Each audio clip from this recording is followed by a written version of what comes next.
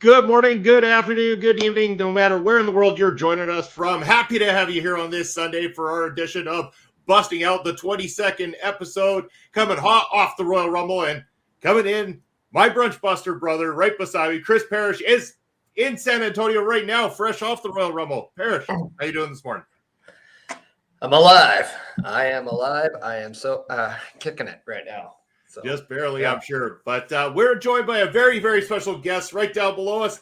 He is NWA official right there, Jarrod Fritz, Mr. Ref Fit himself. Thank you for joining us here today. Happy to have you on Busting Out. Oh, thank you guys, man. I really appreciate it. Yes, we know we got you for a short bit of time here today, so I want to kick off the episode and just get to know you a little bit better, find out a little bit about your journey into professional wrestling, what got you started, a little bit of your background so people can get to know who you are. Oh, sure, man. I think just like anybody in the wrestling business, you grew up a huge fan of wrestling itself, and oddly enough, my mom was never a fan of me watching it. So I had to sneak away and watch it at other people's house or, keep the door shut and watch it when she was around the corner or something like that. But eventually she gave into it. My uncle was a huge fan of the NWA growing up. I got to watch a lot of it at his house when I was younger. And of course, we didn't tell my mom. But, it was something that my senior year of high school, I believe, was the first year they did the Tough Enough thing. And prior to that, I had no idea really anything more than just WWE and WCW. I didn't know that there were independent circuits. I didn't know there were schools you could go to get trained. Also, I graduated high school at 5'7" and 125 pounds. I didn't think I ever had any type of chance. But long story short, I ended up finding out that there was a local promotion about 9 years ago here in Charleston, South Carolina. And I actually just volunteered my service. I'm a sports massage therapist. I volunteered my services in the locker room to see if I could help them out. And that just evolved into a possible storyline with a buddy of mine who did wrestle for them and got trained, found out that I actually had abilities to do stuff in the ring. And it was proposed to me one day by my trainer. You ever thought about refereeing? I was like, not even once, but I'll do it. I'll give it a shot if I could be a part of professional wrestling, which then evolved about a year and a half later to me actually wrestling. I wrestled for about just over a year and I had separated my shoulder. And as I said, I'm a licensed massage therapist as a shoot job, and that's my livelihood. So I stepped back from actually wrestling because I was thoroughly enjoying refereeing way more than I was enjoying the wrestling part of it. I just found that I added so much more value to the stories and to the matches as a referee than I could ever do as a wrestler. So that's the long and short of it. Nice. Very nice. And I see that we are being joined in the chat there, Basser. We'll get to your question in a little bit when we start talking about the Royal Rumble. We're going to focus a little bit on the start here with our special guest, Jarrod, and we'll talk about the Royal Rumble very shortly. Parrish, over to you. What kind of questions you got for Jarrod here this morning? Yeah, because I remember when I started training, a lot of the ways I cut teeth was doing other jobs, whether it was being a security, and one of them was also being an official. And I had a lot of guidance through some of the veterans about kind of being comfortable in those shoes. What has being an official and being a referee in wrestling taught you about professional wrestling that you were able not only to carry over, but also help implement to some of the wrestlers that are in the ring? Oh, man, that's a great question. I think the simple answer for it is storytelling. We often, at least me growing up, wrestling is and always has been about storytelling. And oftentimes people see the referee as just this extra person in the ring that doesn't really do anything, where in all actuality, we're helping keep the tempo. We're helping relay any type of messages that need to be relayed. We're doing things to the way that I act in the ring helps enhance the story just the same. If they have a huge falsie and I just count 1, 2, that, and I don't pay attention to it, it doesn't convey to the crowd like it was really all that important. But if I make it look bigger and I react bigger and I react to the wrestlers just the same, the audience sees that just the same. And, as many audience members like to think that they know exactly how to be a referee and all the rules, we still have to tell the rules. That's our responsibility. We tell just as much of the story as the wrestlers do. And we can also see what the audience is doing and convey that to the wrestlers, because it's all about reacting to the audience, right? Yeah, I completely agree. What I always found very fascinating, especially in today's day and age, is you don't get, or but maybe more so where I wrestle, or like the scene I'm in. I don't want to say in other places in the world because I'm not there, but the communication between not only the wrestlers and the official, because a lot of people assume when they watch a wrestling match that it's one-on-one and there's only two people, but really it's three people working that. And sometimes an official and a referee can really make an average match a good match, and a good match a great match, exactly based on what you said. So I always thought it was very interesting that to hear it from like your angle, because it does portray a completely different perspective about a match. And I always said wrestling is all about perspective. So I really do commend you for wanting to be an official, because man, like that is such an important and key factor to a match, and it is part of the show as well. And how has it been like working with the NWA, and in particular, how did that opportunity come about for you? Oh, well, it's absolutely been surreal, seeing as it is the first door that was opened to me in wrestling as a child. You know, I remember watching a lot of the old stuff with my uncle. So that was always kind of like the background. And then, of course, we get saturated into my teenage years with WCW, WWE, and you kind of forget about the NWA until I got older and realized that the NWA was, you know, WCW for a period of time there. But the opportunity came up to me, you know, as anybody in the wrestling business in the indies, you got to reach out to promoters, you got to reach out to anybody to get the opportunities. And I just happened to watch the first episode of Power because I was kind of in awe that it was coming back. And I watched it and I realized that one of the people that I kind of grew up in the business with had connections there. She was working there, and I reached out to her, and I didn't ask for the hookup. I just said, who do I need to send my resume to? Who do I need to send my videos to? And the response was, listen, you know, we're full right now, so I got nothing for you. And about a year later, I got a phone call saying, hey, we got an opportunity for you to come in. We're actually bringing you in as a massage therapist in the locker room, but we're going to give you an opportunity to referee at least one match just to see how you do. And the rest is history after that, you know. So kind of get to double up with your shoot job within the NWA job as well at the same time. Yeah, absolutely. Another thing I wanted to ask is, who in the wrestling world has not only inspired you, but also been a very helpful hand of giving you advice down the road? Because I know as a wrestler, you kind of always go to other wrestlers, but from an official standpoint, has there been any, you know, officials, referees that, you know, you look to for guidance and advice that maybe don't get the accolades as maybe they should? Yeah. So my trainers, Bob Keller and John Schuyler, were actually, I never went to a school for refereeing, but Bob has done every possible job in the business over and over and over again.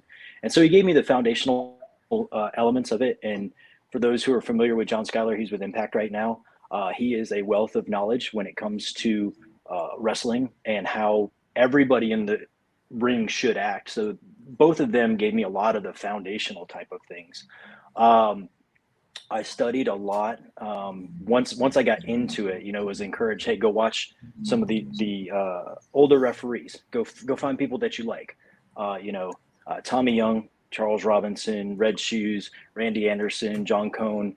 Those are all ones that I really, really like. And then, of course, prior to getting into NWA, there was an older NWA referee, a little probably lesser known, guy named Jeff Capo, based out of the Northeast area, who gave me a lot of really good advice, just a couple little things here and there that help kind of tweak and whatnot. And then once I got the opportunity to work with NWA, of course, Brian Hebner and Robert King were just amazing at giving me good feedback, things that I need to work on, little tweaks here and there. So that's always been fantastic for me. Little hidden gems. And I think another one of the ones that probably would shock a lot of people is I do a lot of work with Gangrel. And again, he's another huge wealth of knowledge. And he's always given me a lot of cool little, just little tweaks about just reacting slightly different in one way or another. And of course you implement it and you see the reaction, and it's amazing. It's like he's done it before or something. Once or twice at least, anyway. Yeah, it's pretty cool that we have that connection, because Gangrel has been a big inspiration when I was in the ring as well. One of the nicest human beings there is, and just I don't think people understand how intelligent when it comes to the art of professional is.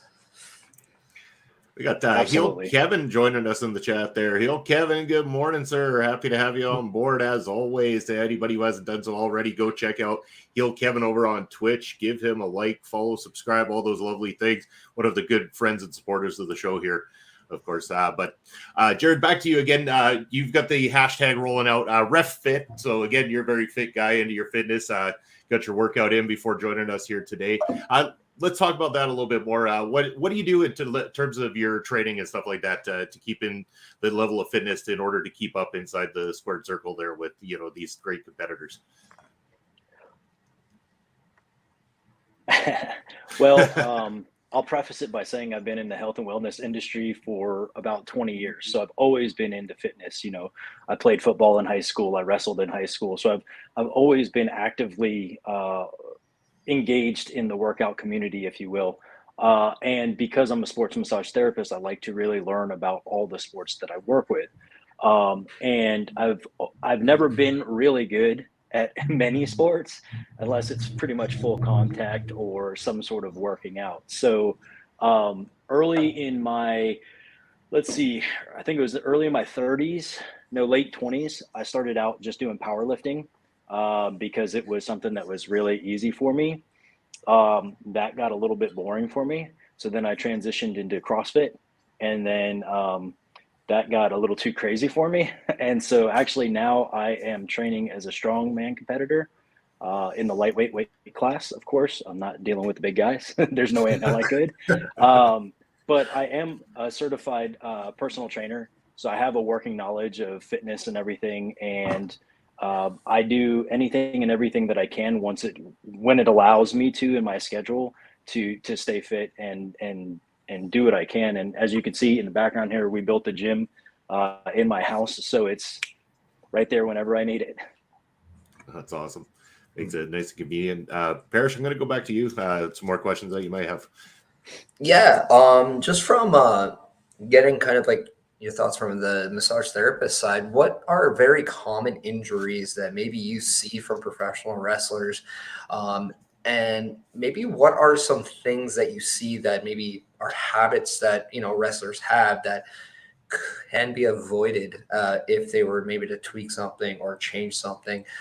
Because I'm sure whether it's stretching, whether it's proper body rest between like workouts or something could be some of it. But what else, like, is there anything from that spectrum of your life that you would say, okay, let's maybe get in the habit of doing this a little bit more? The easy answer to that is mobility, just general mobility. I think a lot of people in general, when it comes to working out, don't stretch out properly or don't prepare themselves dynamically properly to do what they're about to do. I do see it a lot more versus when I first started than I do today, because there's a lot of people that are active in trying to get themselves stretched out and mobilized beforehand, because it does wreak havoc on your body. The most common thing, of course, is that across the board is right side mid back, because that's where everybody hits the ropes, and then left arm injuries because everybody works the left arm, right? So those are the ones that come across the board all the time. The unique ones that I don't think a lot of people think about is, of course, low back injuries, because oftentimes, if you think about it, you're wrestling, you're up and down, being slammed, being thrown around, whatever.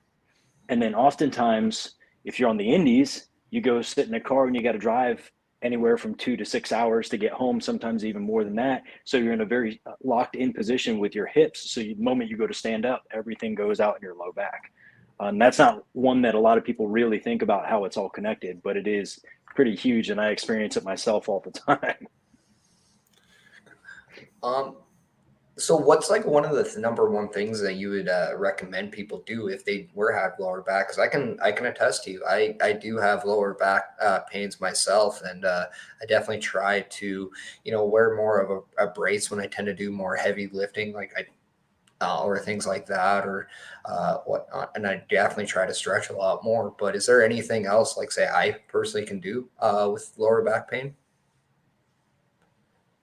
Absolutely.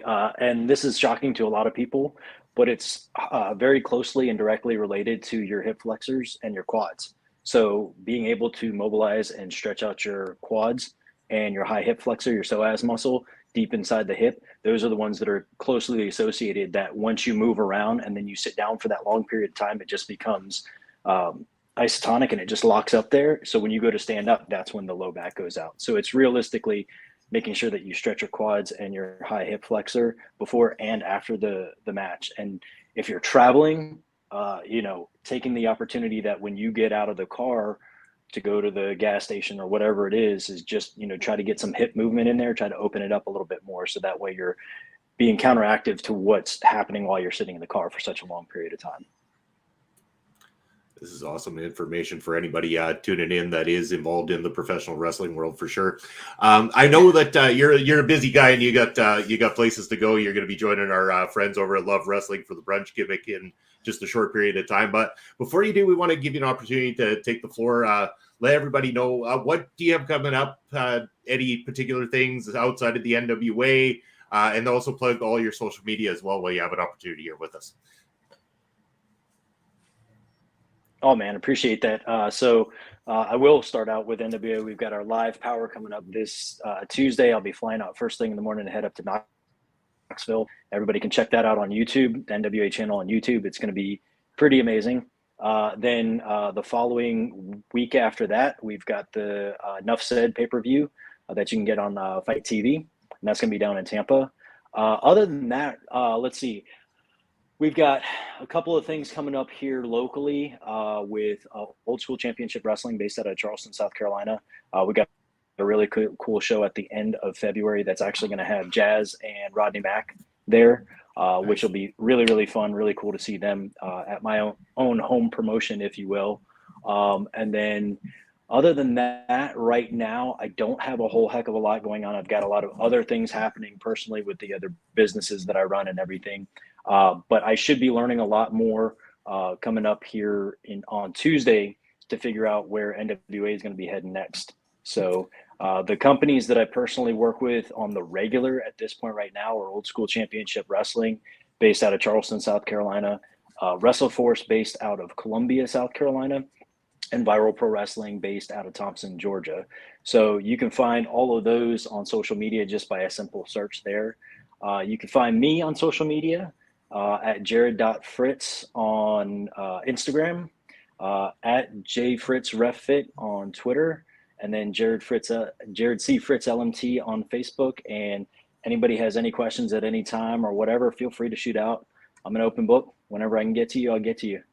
Perfect. And I believe just before you go, Parrish has one last question he wants to get in.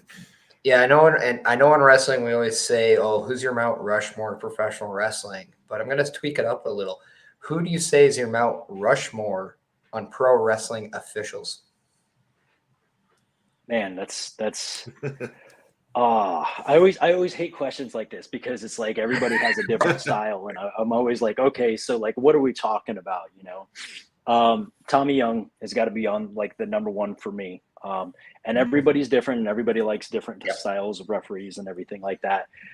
Tommy Young was the first one that I ever watched that was one of the ones that I could see was telling the story with the match. He was enforcing the rules. He was getting in there. He was telling the audience what they needed to know and everything. So he's been huge on there. From a personal experience, somebody that's always helped me out like one-on-one and really given me a lot of good information, of course, is Brian Hebner. And so you could just say the Hebner family. Can we say the Hebner family as number two? Because of course, if there was no Dave and Earl, there'd probably be no Brian, you know. So the Hebner family would take number 2 easily. I think one of the ones that a lot of people don't give a lot of credit to, that's somebody I absolutely love watching, is Randy Anderson from the old WCW days. He was a very small statured guy, but he got in there, he did his job, you know, and he helped tell that story. And as somebody that I really, really, really loved watching. Gosh, the fourth one's always the hardest one because there's like so many that I want to kind of plug in there and everything like that. And so I think it would honestly have to be a very, very, very close tie between Charles Robinson and John Cone, because I think both of them have a very unique style all on their own. John's toned down a whole lot more, but he gets in there, he does what he needs to do. He's always in the right positioning.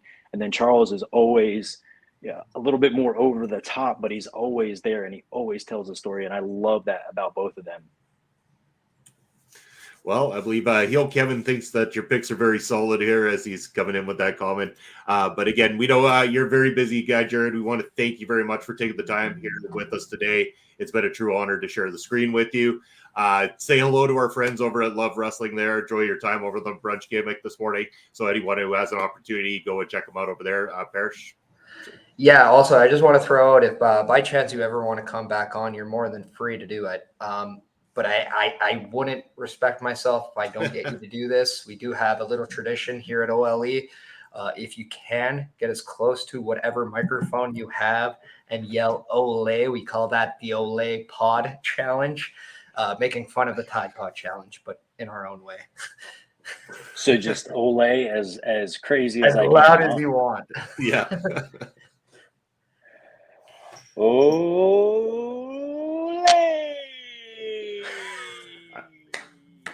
I think that's the best one we've ever got. Yeah, that's hands down best ever for sure. Thank you so much, Jarrod. Really appreciate your time this morning. It's been a true honor, my man. And like Paris said, awesome. Come join us anytime, any Sunday you want to come back. You're always welcome. Sounds good, guys. Have a great evening. All right. Take care. Cheers. All right. And that was Jarrod Fritz. Again, everybody go check him out on social media. Wonderful human being. And it was a true honor to have him on. But again, we've got someone who's live on location. Parrish, you're still over in San Antonio because the Royal Rumble took place last night. And, you know, I mean, we're going to go back because our friend Basser. And by the way, Basser, his young boy, Benny, just had a birthday this weekend. So happy birthday, Benny. I promised I'd say it on the show. Happy birthday to you. Have a great day. Hope you had a good birthday and stuff. But hell yeah, that's right. Parrish is live on location, San Antonio, Texas. Hell yeah. What was it like, Parrish? I mean, I know we got your thoughts last night on paper reviews, but we were all like, I know you were 9 beers in. I was 8 gins in. I don't know if I quite recall the conversation in full. And we got Pump of Smokes coming in. You guys, it was crazy. I love the size of beers over in the Alamo Dome. That was terrific because I'm definitely somebody that says more beer the better. But man, it was absolutely electric. And just understanding that was, well, first off, the Alamo Dome. What a venue! Like absolutely amazing. Just absolutely this larger than life. I could not believe I was sitting inside the Alamo Dome. Always heard a lot about that venue. So really cool. Just kind of when I walked into my seat, I had to take that big look around. And unfortunately, we were sitting behind the WrestleMania side. So that was very unfortunate. But couldn't see it. But yeah, it was so electric. Over 50,000 people there. And everyone was just going crazy. And yeah, to answer that question, Cody at 30 or you know what? I'm going to go with Sammy simply because at the time 29 hit and we knew Cody still had to go. I think there was no surprise pop for Cody. It was just let's get ready to. It's kind of like when you know the ball's going to drop for New Year's Eve and it's the 3, 2, 1, you know what's next now. And I'm not saying that that's going to be any less loud, but you don't get the yeah, this holy kind of expression out of it. Whereas where Sammy, it's still, they have teased you so many times that you needed to see him hit Roman to believe it. And as soon as he did that, oh my God, that was a euphoria, a pop. And it was just absolutely insane. It was crazy. And it was just absolutely awesome to see that. And the best part is that was it was, but my God, seeing how many people were mad, I think made it, because as much as you want to love a pick and like an entrant, it is so good to see somebody that's universally hated, because I think it was the one time everyone could just gang up and like try to take her out, which they ended up doing. And I think I said this in the men's when I'm trying to remember who else. I think it was when Logan Paul came out. I'm like, I bet you Dominic Mysterio said thank you, because he got cheered when everybody was beating him up for the first time. It's like, thanks for taking the heat off me for a second, man. But see, I saw Nia come out, and all I could think was, ouch, my whole night is ruined at this point. Yeah, as soon as number 30 came out, my hole just started aching, and I don't know why. But I mean, there's stuff about the night that didn't land, but that could be said about just about any wrestling card that ever happened anywhere on this planet. There was stuff obviously that we could talk about, that we will talk about here shortly. But I'm going to ask you, what was, from the live crowd perspective, the highlight of the night, like the biggest moment of the entire night? And I'm pretty sure I know where you're going to go with it, so I'm also going to throw out, what was the most shocking moment of the entire night? I honestly think the two big moments was easily Cody winning and Sami Zayn hitting Roman. I don't think it's really a toss-up of which one. I think the men's Royal Rumble to start off, and my Lord, what a banger of a Royal Rumble that was. There's some meat in that one. There was. And I think too, like, probably the biggest shock, and a lot of people were wondering, because from a live crowd, we don't know what happened with Rey Mysterio. I mean, speculation, but I know from maybe a TV standpoint, you might have gotten a little bit more information than the live audience. So wondering if we were going to see that or anything to do with Dom and Ray, like in the live aspect, was definitely something people wanted. But I think probably the most shocking from my point of view was, I'm going to say, maybe Chelsea Green getting thrown out right away. I don't think anybody expected that. No, Chelsea Green is not the biggest name in either Rumble. But let's be honest, did anybody truly expect her to be tossed out? And then I know Michelle McCool got a very large surprise pop, because she made it perfectly clear that she was not asked to be a part of the Rumble on Twitter. And she fooled us all. She kayfabed the shit out of that one. So Heel Kevin saying about the timer spot. So again, this is what happened on TV, and wants to know if this happened live as well. The countdown timer popped up on the screen. 10 seconds left to go, and by the time it hit like 8, Nia Jax's music started playing, and that happened live as well too. Yeah, no, because we have videos on it, and one of the cool things I did was I took a photo of the screen every time somebody came out, because I had their number, and it was very weird, because that it was exactly the same. So I do think that there was a mess up on a button. I mean, we know here at OLE how hard buttons can be at times. We've all been there. And even the best in WWE can do it. Sometimes you just hit a button when you're like, oh, wrong time. Yeah. But yeah, no, 100%. Same thing happened. Live audience, we were wondering why. However, I will say this.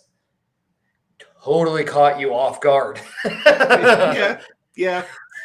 Not sure if it was in a good way or not, but it caught you off guard. But how about this spot? Because this is going to be the spot a lot of people are talking about and want to know what this came across like in the live capacity, because this one sounded thunderous on the TV. These two nutcases, idiots, whatever you want to call them, but they definitely took a highlight of the night opportunity and went with it. This was huge. What was that like from the live perspective?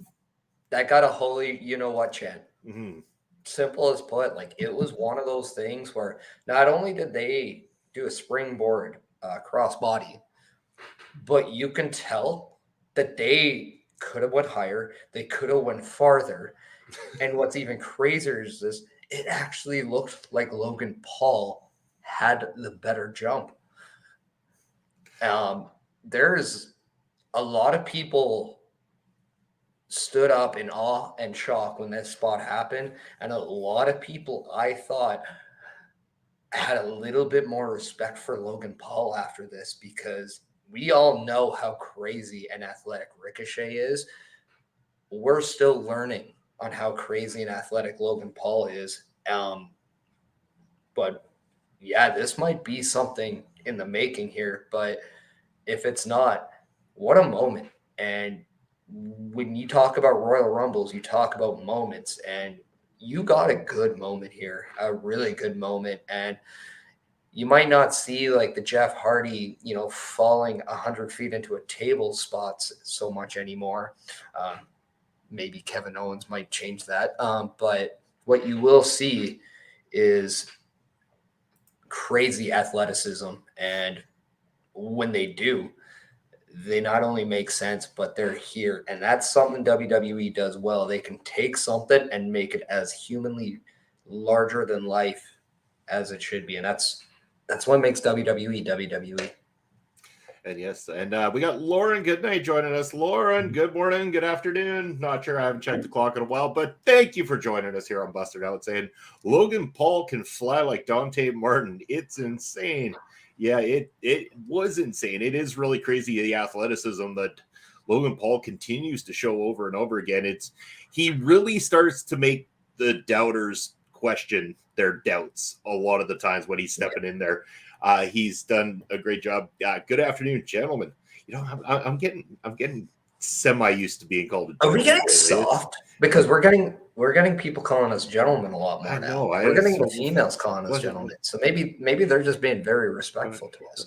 Or we're doing something way wrong. I'm not too sure. But yes, I mean, like Logan Paul continues over and over again to silence the doubters. I mean, clearly the guy has got oodles of personality. I mean, there's no doubt there, or else he wouldn't become the star that he is in the first place before even getting into professional wrestling. But it seems like he wants to take his professional wrestling serious, and he wants to improve each and every time, and he continues to do that, and it's doing great. And we got Noob coming in. Noob, our local establishment. Hello, good afternoon, good morning. Thank you for joining us. Glad you could join us. This is a wonderful time. We got a lot of new chatters here on Busting Out. He's a certified awful person, but a hell of a wrestler. I could probably make a whole list of awful people that exist in professional wrestling. Doesn't mean that they're not good in a ring, but I mean, you can make that argument for any form of entertainment. There's tons of terrible people that are great entertainers out there, but sometimes you just got to shut the old brain off to what they're like on a personal level. Yeah, and that's just it. Like it's I don't know. Like I don't tune in, and this isn't to go off any of the comment or whatever here because I don't disagree with it. But at the end of the day, you're going in and you're watching Logan Paul, the WWE superstar, not Logan Paul, the guy from his couch from Impulsive. So I don't know, like. At the end of the day, it's still like, let's also talk about this. The guy came back relatively quick from an injury. And I personally give guys a lot of credit when they show passion to that level, which, again, ultimately, you got to give a guy like Cody Rhodes the ultimate respect, because that is an injury that a lot of people take a lot of time to come back from. And not only did he, but my Lord, how impressive was he not showing any ring rust. No. Like at all. Every little detail was still there in his game. And it's hard, truly hard to say why he wasn't the right choice in the Royal Rumble match. So now let's talk about this, because what the Royal Rumble does each and every year is it kind of gives us that blueprint towards WrestleMania. It starts to kind of show a little bit of the script on the way to the road to WrestleMania, as they call it. And some things did start to unfold last night, including the winners of the Royal Rumbles respectively and where they're going to go in terms of WrestleMania. But there was some other stories within there that we'll talk about as well too. But as you got a ticker up there, Codes and Rhea Ripley win their respective Royal Rumbles. So yes, I think this was the obvious choice for a lot of people. This was who we expected was going to win in both instances. This is who I've thought for a long time were the clear-cut winners for the Royal Rumble. It needed to be. But I'm not complaining either, because as much as this was the predictable way, it's the right way at the same time. Rhea looks like a damn star and always has, and this did everything to help certify that. And now we have the question of, does she go after Bianca Belair or does she go after Charlotte? And we know that Charlotte and Rhea part 2 at WrestleMania is something that I know Ed's really high on that idea, and he wants that. And I don't blame him, because the last time they did this was not in front of people. And I get that in front of people, Rhea and Charlotte could tear the house down and probably going to give one of the best matches of the night easily, like they did previously. But I'm very curious about Bianca and Rhea. I want to know where that would go. I want to see someone who finally gives a really threatening challenge to Bianca Belair's title reign.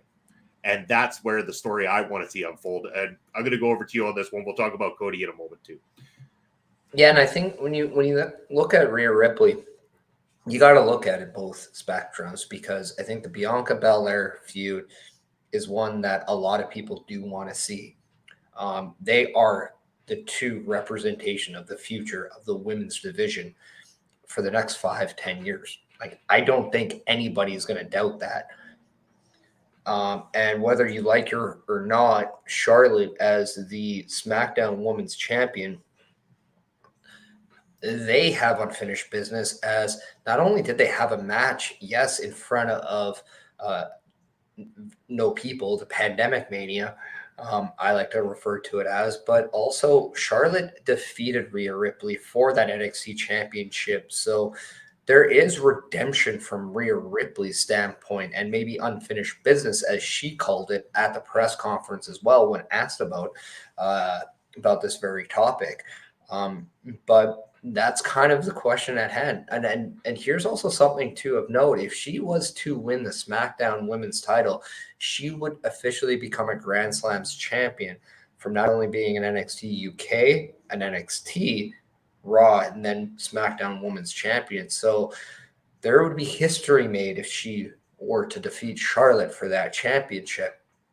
However, this is also a dawning of a new era if she was to go up against Bianca Belair and, like below, start a rivalry that is, John Cena, Batista, maybe Mickey James, Trish, maybe even Stone Cold, The Rock. We never know how big these two superstars will actually become. But yeah, they could then now start the first chapter on the main roster to really now kick off what can be an iconic feud between the two.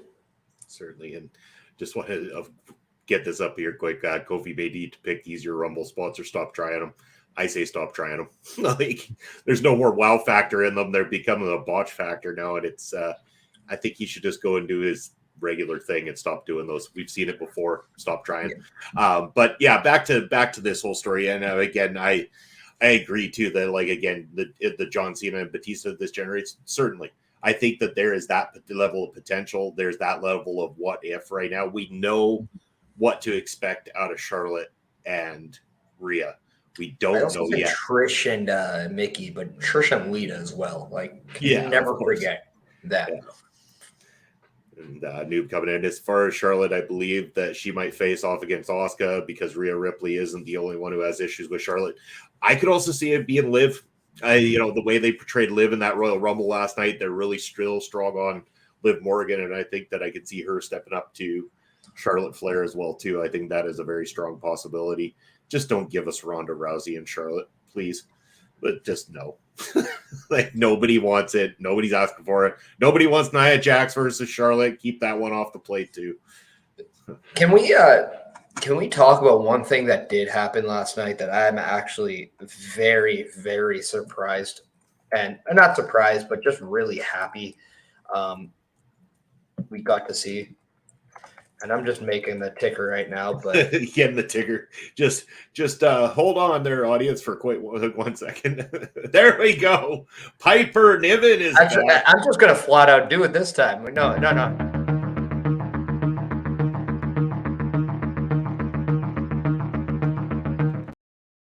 Breaking news, in case you didn't watch the Royal Rumble last night. Piper Niven is back. Dewdrop has been flushed down the toilet. Yeah, they dropped that name like a bad habit. It's fantastic.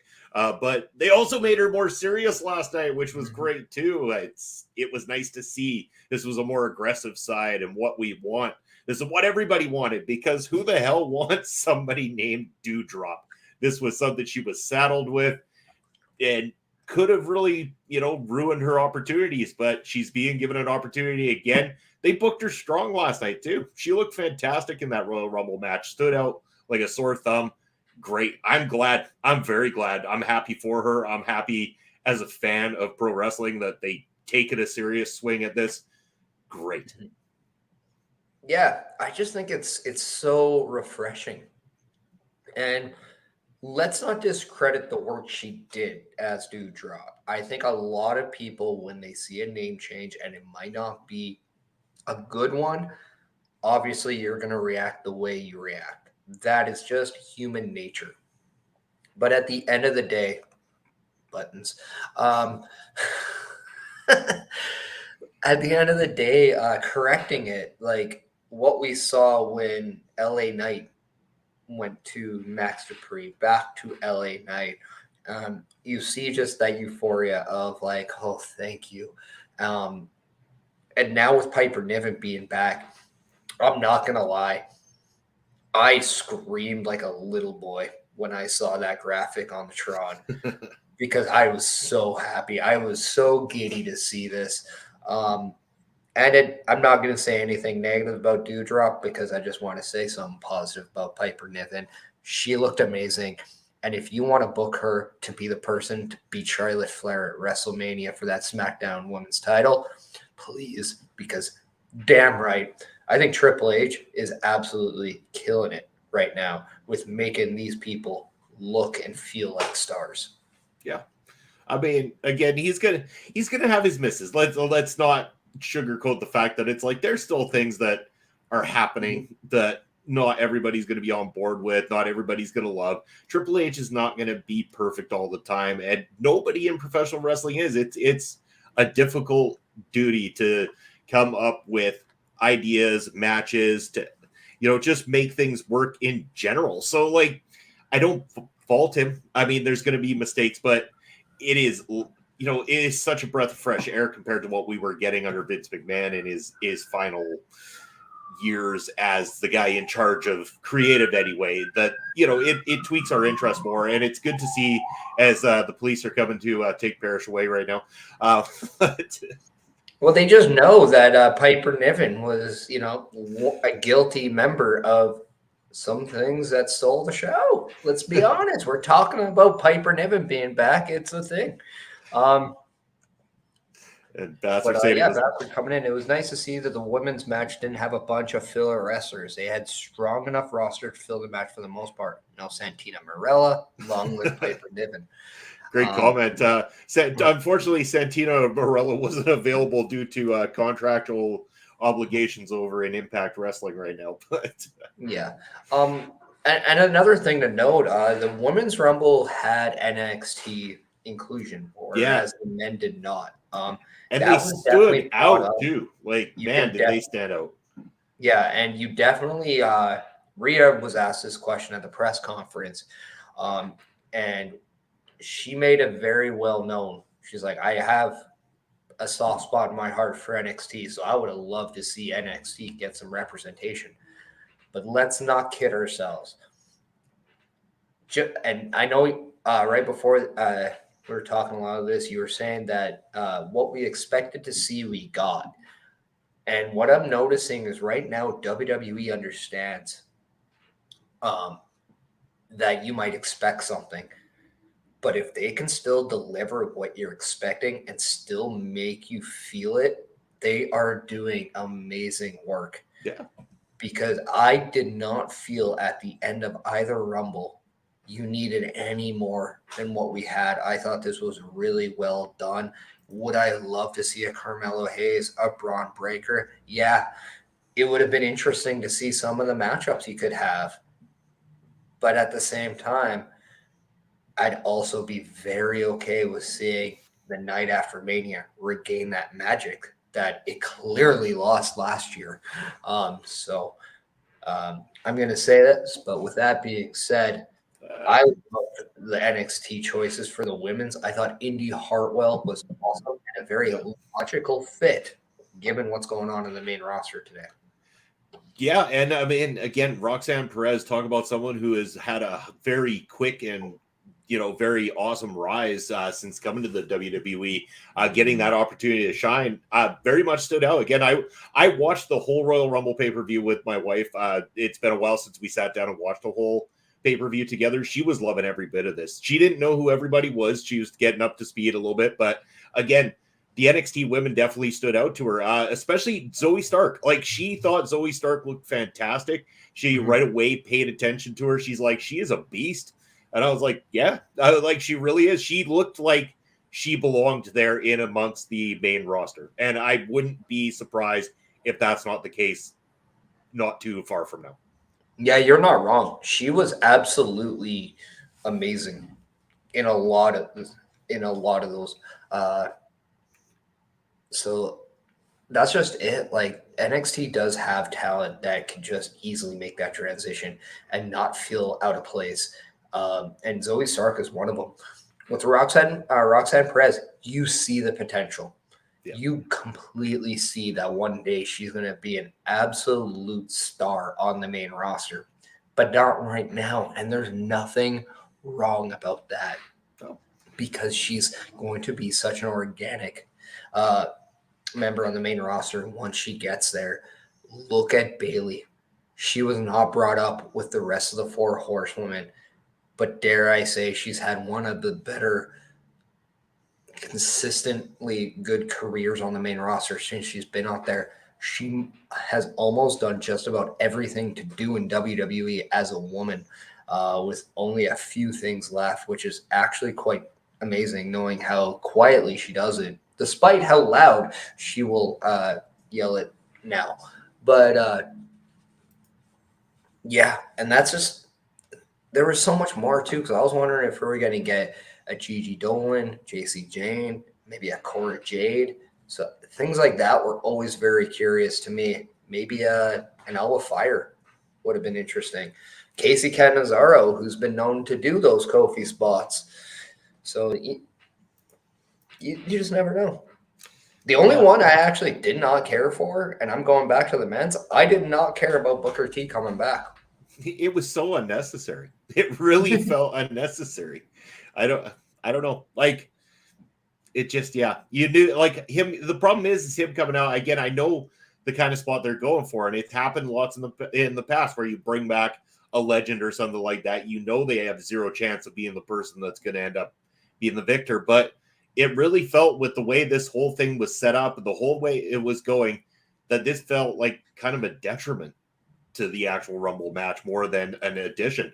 I feel like you could have given that same spot to anybody on the current roster that wasn't out in there, and it would have been just as effective, if not more effective.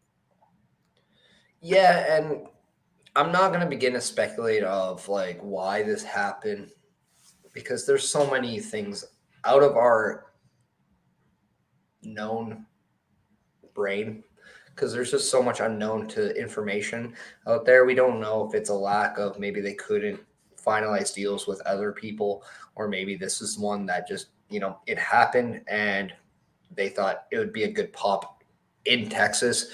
Whereas like Booker T is quite popular in Texas. I will say he had a huge pop when his music hit. Yeah. Would it be bigger if, like, say, maybe it was Stone Cold Steve Austin? Probably not. But at the end of the day, it's all about the entertainment aspect as well. And I'm not going to fool anybody to say a lot of people were very happy to see him from that live audience. So I can't dispute it. I can just say from personal experience, this is where I probably would have rather have seen a Carmelo Hayes, or even a Grayson Waller, or even Joe Gacy, Joe Coffey, JD McDonough, maybe. Yeah, somebody that you could have added in there that would have worked just as effectively anyway. I mean, I definitely know where you're going, and I agree with you wholeheartedly. Let's talk about the men's Rumble match for a bit, because I know we did a lot of focus on the women's one. So the men's one, clearly Cody Rhodes, a lot of people had that prediction going into it. The storyline makes sense. Everything built around it makes sense. But I think the real story coming out of it, I mean, yes, there's a huge story with Cody going for the championship, getting to live out that family legacy. But Gunther, I want to talk about Gunther for a minute, because coming in at the number one spot, not only did he last all the way to the final two, but then him and Cody pretty much put on a wrestling match for a good 10 to 15 minutes at the end of this Royal Rumble. They did not make this look like an easy task for Cody Rhodes. Made Gunther look like a friggin' monster. Like, this guy was a beast out there. Awesome. This Gunther build has been phenomenal, to say the least. Other than, I'll say it, I thought that the work on the Raw 30 thing was a detriment to Gunther and making him look like a beast. I think that you could have done a little better. Going to wipe that aside. This redeemed it in every sense of the word. He was on fire at the Royal Rumble, looked like $1 million, presented like $1 million. I'm sold on Gunther as a main event player within the WWE. See, I thought he was getting a rub from Triple H hard on Monday night. I thought it was very evident that Triple H wanted to do that spot just for Gunther. I will come and say that Bob told me Gunther before he was in the E. He's been saying for years, Gunther's the man. Yeah, I mean, I've been praising Gunther, Walter, whatever he was named as, like, since, like, while he was doing his work in WXW Germany. Like, this guy is a star. Like, he damn well is a star.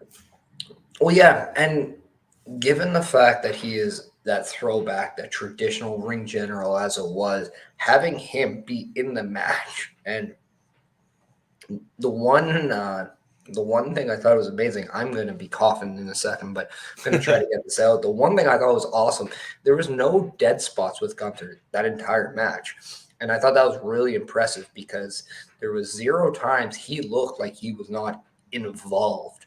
He was always doing something, which was very great, because I also thought the same of Drew McIntyre and Sheamus, who I thought also had a very great showing in that match as well.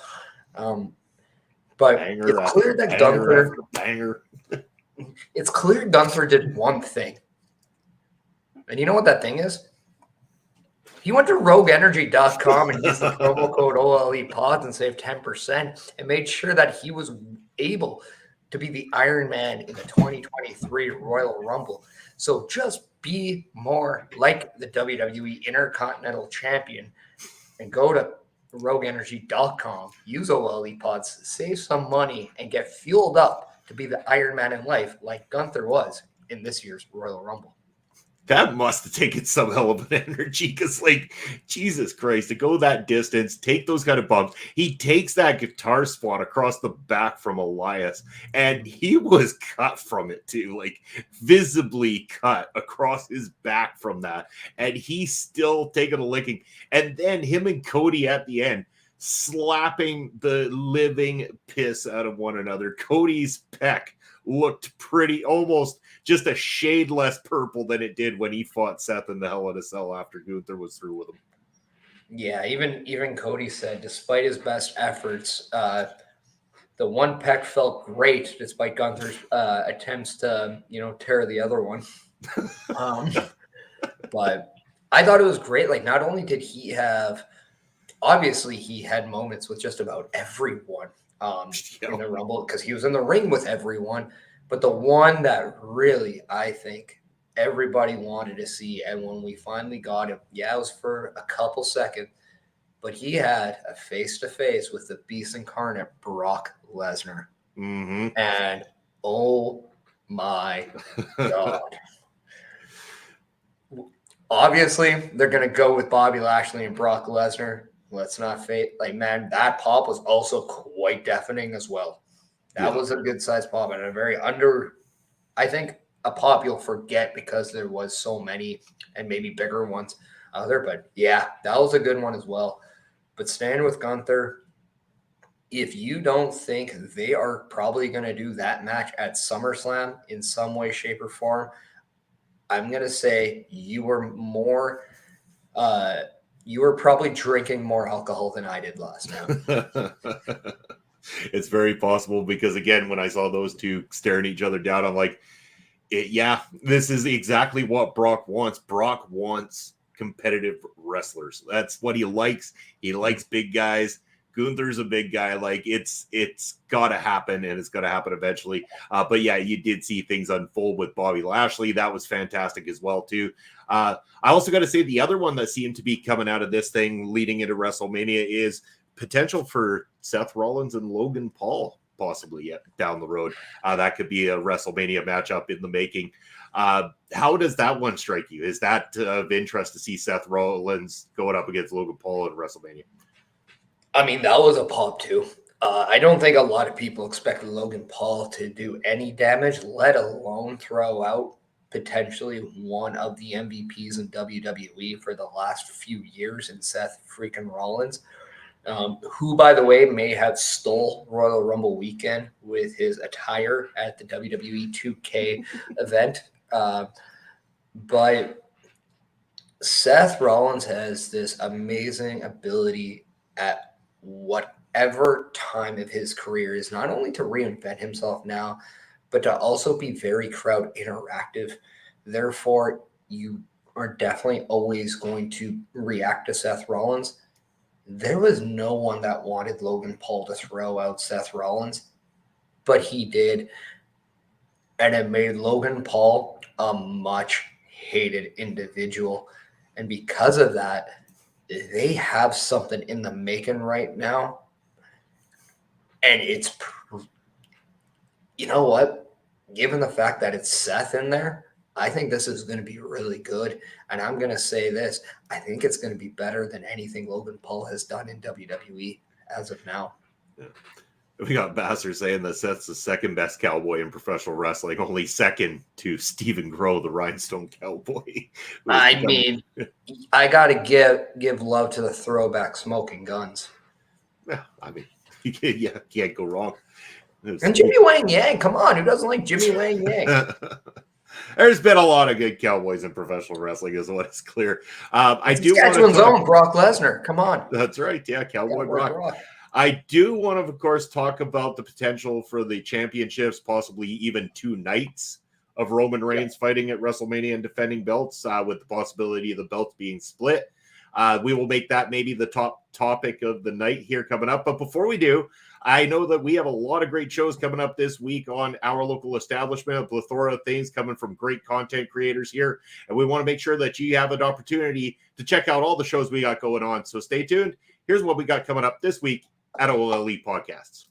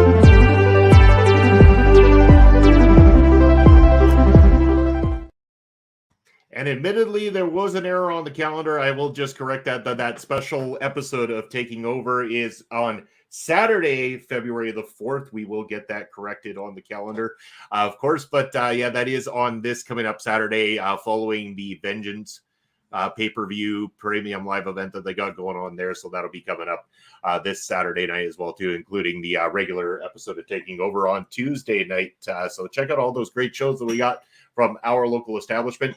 But let's talk about the potential for the championships here, Parrish, because there's, the obvious storyline was clearly Cody Rhodes getting his opportunity, wanting to go fight Roman on the biggest stage and finally being the first member of the Rhodes family to win the world championship within the WWE. So that one is on the table, potentially.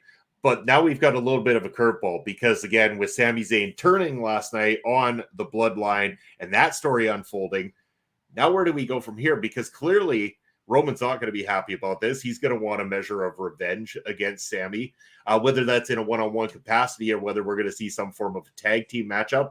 We don't know just yet, but this could lead to potential of what they were saying, Roman Reigns fighting and defending titles on both nights of WrestleMania. Could we see one night versus Sami Zayn and one night versus Cody Rhodes? And could he potentially lose both championships on the same weekend? Potentially.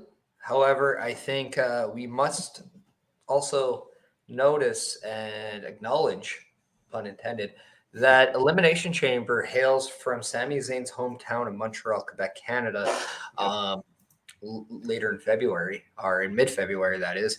And it would be hard-pressed to think the main event is not Roman Reigns versus Sami Zayn for the undisputed WWE Universal Championship, which I now have finally got the wording correct to this, because holy hell, have they maybe not made it difficult, but it's a mouthful. That's what she said, right? Yeah, right. That being said, but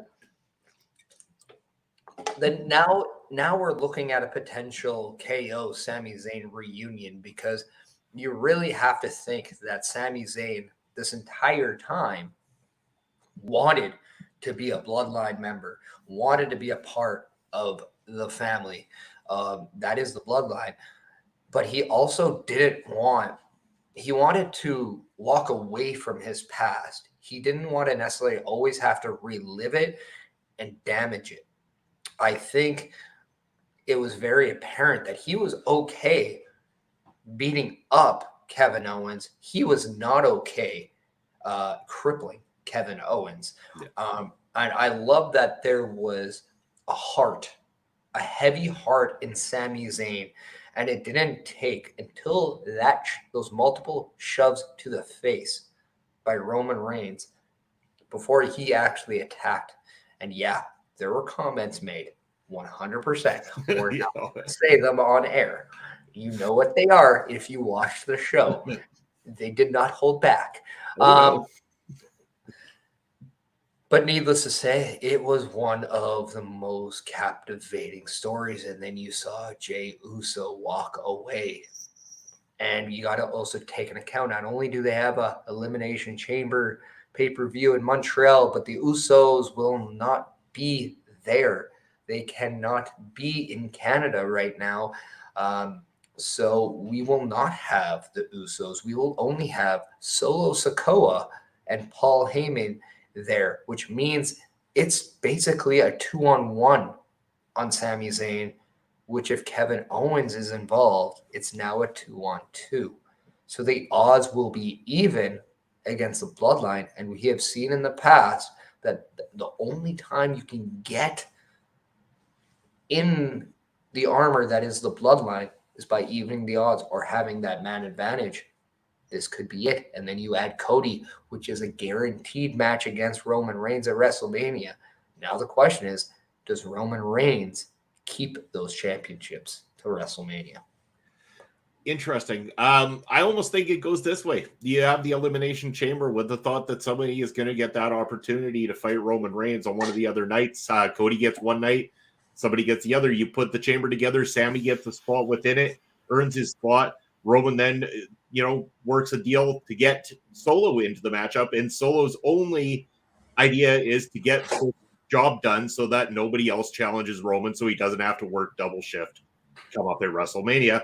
Of course, have Solo fall short of this, having Sammy roll him up and pin him, eliminating him from the chamber matchup. I think you have Sammy then go on to get the hero's victory in there, and you have Roman have to go double nights WrestleMania, forcing his hand, forcing the card. I think that there's enough story to be told. I think as much as story to be told with Cody Rhodes is, it's great, but I think the Sammy story has gotten so incredibly over that it almost trumps it at this point. I think maybe, because I think, one, we're looking near the end to Sami Zayn and Roman, like in terms of story. We're on that final chapter. It's in that stretch. I don't want to say last act, but we know we're there now. We're getting there. Whereas Roman Reigns and Cody is only starting. So it's easy to say it overshadows it right now. Because it should, because we're still in that beginning phase for Roman and Cody.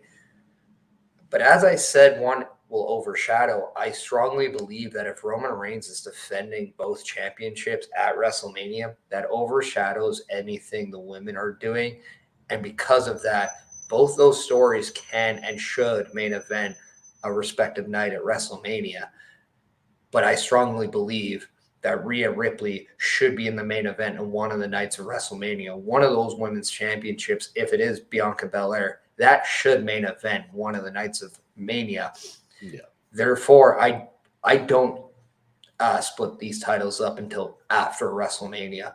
I allow somebody like Cody Rhodes to do what the people want, whether it's to change the look of the championship, to split them up, to say, I'm going to be the champion on Monday Night Raw that Roman chose not to be.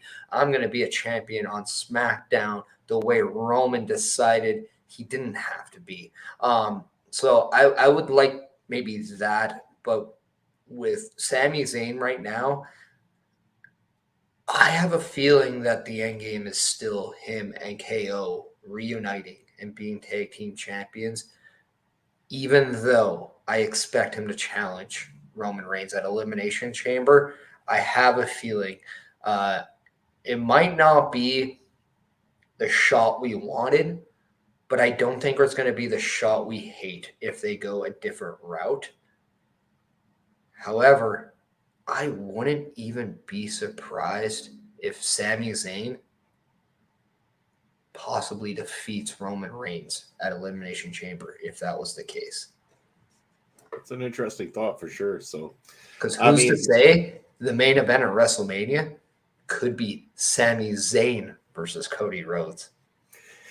Yeah, there is that possibility. I do have my doubts because I think that one is a harder sell just in terms of where they're both at position-wise in the company right now. But I think that you could have Sammy take a victory by DQ or count out or something like that to keep that alive and keep him looking strong as well too. But yeah. I think it's going to be great to tune in again. I know that tomorrow night you're going to be doing the Raw watch along with Chris Best. So I know that the two of you are going to see a lot go down. So I encourage everybody to join you guys, follow along, and check that out, of course. But I think pretty much getting towards the end of the show here. Who do we got on tap for raiding and stuff like that? Are you going to take care of our raid here today? I think. Possibly. Yeah, to show love to the other platform that also has Jarrod Fritz on. We were very aware, and we're just going to flat out say this. Jarrod Fritz, we came to an agreement to be a part of the show, knowing that Love Wrestling also had it. We had talked with them, and we had asked them for permission before, because we did not want to take away from what they did. So to show good faith, we're going to raid Love Wrestling and show some support to them, just to show that Jarrod Fritz is someone that everyone should see, despite who's asking him the question. And we also want to publicly acknowledge and thank Love Wrestling for being professional and allowing us to go along, specifically Zach Ralph. Thank you. Yes. Yes, and if you're joining us on YouTube, you'll stay with us till the very end of the show, of course, and we hope that you're going to give us a like, follow, subscribe. But in the meantime and in between time, as Parrish gets that all set up, we want you to check out all the social media for our local establishment. Make sure you give us a like, follow, subscribe all over the place, of course. And check out our good friends at Rogue Energy, rogueenergy.com, using that promo code OLEPODS for 10% off your order. Where can you find me during the week? Well, you can find me on Twitter at Real Bobby Munson or on Instagram at Video Bros SK. You can find me here at our local establishment Wednesdays with Carl Carafel on Beats and Beatdowns. Thursdays, the new doubleheader show with myself and Pop Smokes. It's going to be half Fusion, half Ring Respect Radio. And you can also catch a new episode of the Bravado where I've got a brand new movie review out for you guys. That's over on the YouTube channel. Baster, thank you for joining us here today. Appreciate you all as always, and happy birthday to Benny as well too. And again, and then again, you'll catch me here next Sunday with my BrunchBuster brother, Chris Parrish, and we give you episode 23 of Busted Out. It's going to be a great time. Parrish, where can people find you? You can probably find me on some Delta and WestJet flights today. So if you're mobile about 20,000 feet up north, I'll be up there mostly today. But if you're on the social media, you can find me on the Twitter at Chris Parrish, Instagram, Chris.Parrish, the Twitch at the Chris Parrish, and YouTube at Chris Parrish. Yes, but also you can always find me on all of the OLE podcasts, and also make sure that if you want to get a hold of us and possibly be a guest or potentially collaborate with OLE, you email us at olepodcast@gmail.com. Do that, and we'll look forward to hearing from you all. And make sure you get your questions in for us for next Sunday so we can find out just how far off the rails we can go. I believe that is going to bring us to a wrap here, though. So if you're with us on YouTube, we thank you for joining in for the full hour and 15 minutes, and we will see you next Sunday. Take care.